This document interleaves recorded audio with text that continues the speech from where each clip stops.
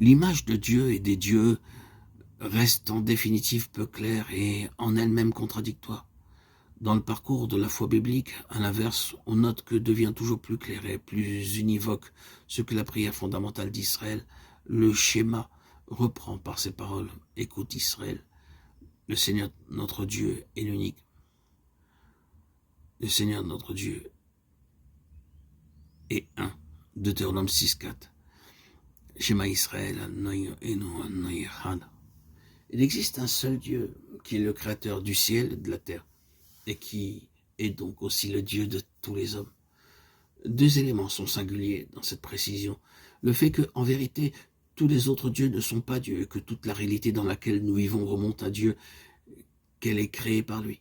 Naturellement, l'idée d'une création existe aussi ailleurs, mais c'est là seulement qu'apparaît de manière absolument claire que ce n'est pas un Dieu quelconque, mais l'unique vrai Dieu lui-même, qui est l'auteur de la réalité tout entière. Cette dernière provient de la puissance de sa parole créatrice.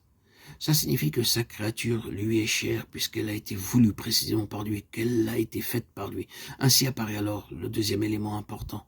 Ce Dieu aime l'homme. La puissance divine qu'Aristote, au sommet de la philosophie grecque, cherche à atteindre par la réflexion est vraiment pour tout être objet du désir et de l'amour. En tant que réalité aimée, cette divinité met le monde en mouvement.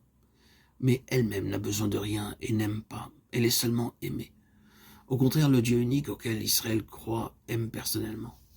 De plus, son amour est un amour d'élection parmi tous les peuples. Il choisit Israël et il l'aime avec cependant le dessein de guérir par là toute l'humanité. Il aime et son amour peut être qualifié sans aucun doute comme Eros, qui toutefois est en même temps et totalement agapé. Les prophètes Osée et Ézéchiel surtout ont décrit cette passion de Dieu pour son peuple avec des images érotiques, audacieuses. La relation de Dieu avec Israël est illustrée par les métaphores des fiançailles et du mariage, et par conséquent l'idolâtrie est adultère et prostitution.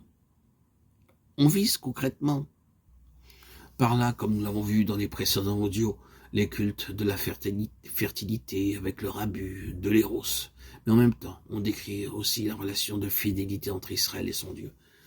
L'histoire d'amour de Dieu avec Israël consiste plus profondément dans le fait qu'il lui donne la Torah, qu'il ouvre en réalité les yeux à Israël sur la vraie nature de l'homme, et qu'il lui indique la route du véritable humanisme. Cette histoire consiste dans le fait que l'homme, en vivant dans la fidélité au Dieu unique, fait lui-même l'expérience d'être celui qui est aimé de Dieu et qu'il découvre la joie dans la vérité, dans la justice, la joie en Dieu, qui devient son bonheur essentiel. Qui donc est pour moi dans le ciel si je n'ai même avec toi aucune joie sur la terre? Pour moi, il est bon d'être proche de Dieu. Psaume 72, 73, 25, 28.